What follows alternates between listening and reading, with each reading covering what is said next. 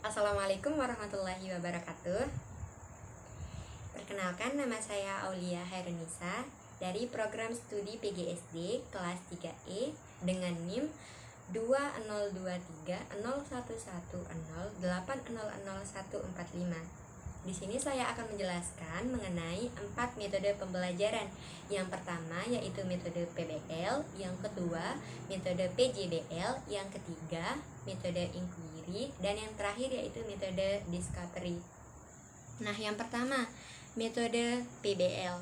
Apa yang dimaksud dengan metode PBL? Metode PBL adalah metode pembelajaran yang berbasis masalah, di mana peserta didik atau siswa akan diberikan suatu permasalahan untuk didiskusikan secara ilmiah. Nah, di sini sebagai contoh saya mengambil untuk mata pelajaran kelas 4 SD. Temanya mengenai pentingnya pengelolaan sampah. Sintak PBL di sini yang pertama mengenai orientasi kepada siswa tentang masalah. Nah, di sini guru menyajikan satu gambar ataupun satu video untuk menunjukkan lingkungan di sekitar kita tentang banyaknya sampah yang tidak diolah dengan baik di masyarakat. Nah, di sini guru memulai pembelajaran dengan pertanyaan memotivasi seperti apa yang terjadi jika sampah di lingkungan kita tetap dibiarkan begitu saja tanpa adanya pengelolaan yang baik. Nah, yang kedua mengenai menganalisis siswa untuk belajar. Di sini guru membagi siswa menjadi kelompok-kelompok kecil untuk mendiskusikan permasalahan. Nah, yang ketiga, membimbing penyelidikan individual dan kelompok.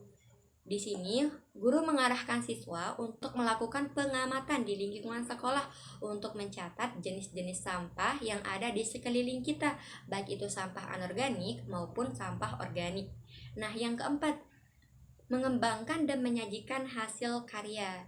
Di sini, siswa membuat tempat sampah sebagai suatu produk untuk memisahkan antara sampah organik dengan sampah anorganik.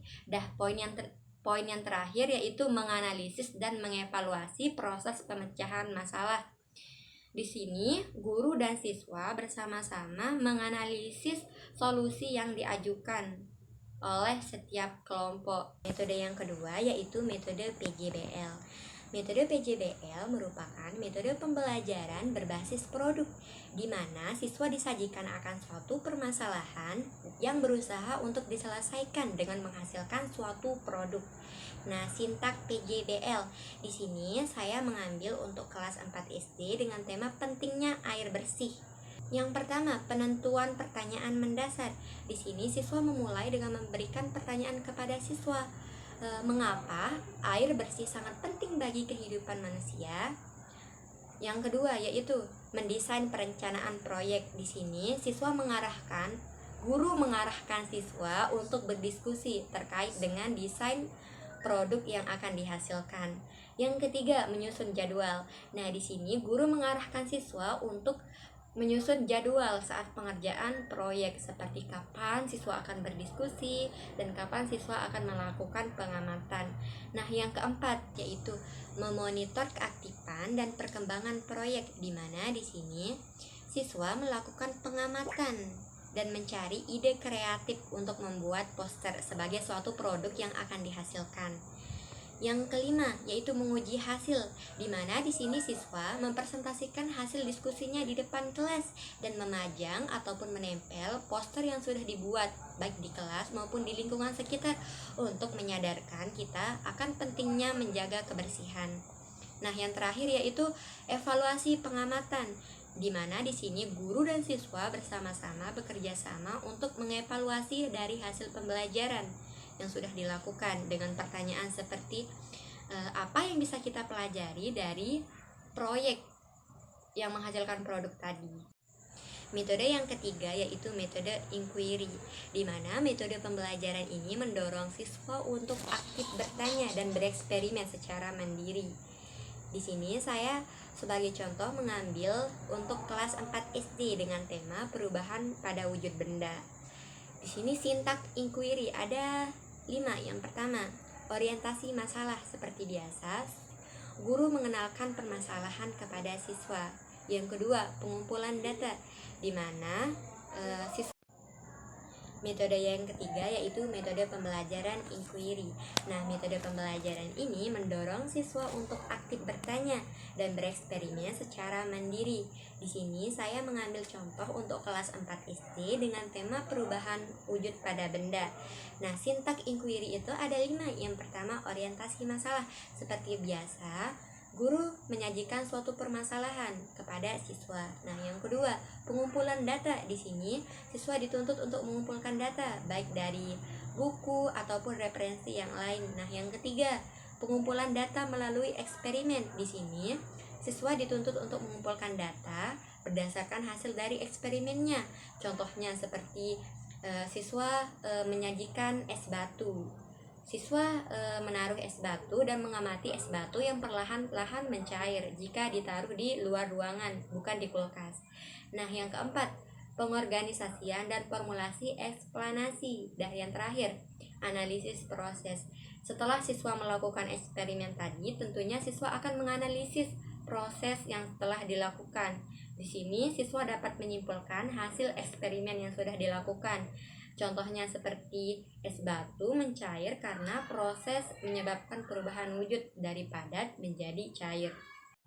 Yang keempat yaitu metode pembelajaran discovery, di mana metode pembelajaran ini berfokus pada proses penemuan pengetahuan, kemudian sikap dan keterampilan oleh peserta didik.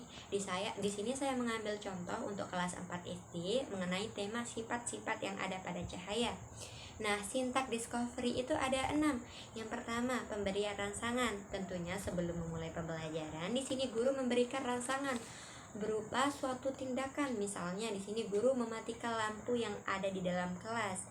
Nah, tentunya akan timbul pertanyaan, apa yang kita lihat atau bayangan benda apa yang kita lihat saat lampu dimatikan. Yang kedua, identifikasi masalah. Nah, di sini guru meminta siswa untuk mengidentifikasikan masalah berdasarkan kejadian yang tadi. Timbul pertanyaan, apakah kita melihat bayangan benda tadi saat lampu dimatikan? Nah, yang ketiga yaitu pengumpulan data.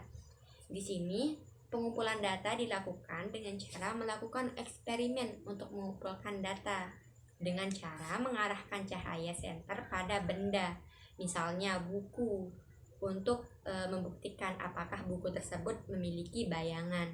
Nah, yang keempat, pengelolaan data. Nah, di sini siswa menganalisis hasil eksperimen yang sudah dilakukan. Jadi, yang kelima itu pembuktian, di mana di sini guru meminta siswa untuk membuktikan hasil eksperimen tadi dengan cara mengarahkan cahaya pada setiap benda jika tidak ada cahaya yang dipantulkan. Nah, yang terakhir yaitu menarik kesimpulan. Di sini siswa menarik kesimpulan berdasarkan hasil eksperimen yang sudah dilakukan. Itu tadi penjelasan dari saya mengenai 4 metode pembelajaran. Sekian, mohon maaf jika ada kekurangan. Assalamualaikum warahmatullahi wabarakatuh.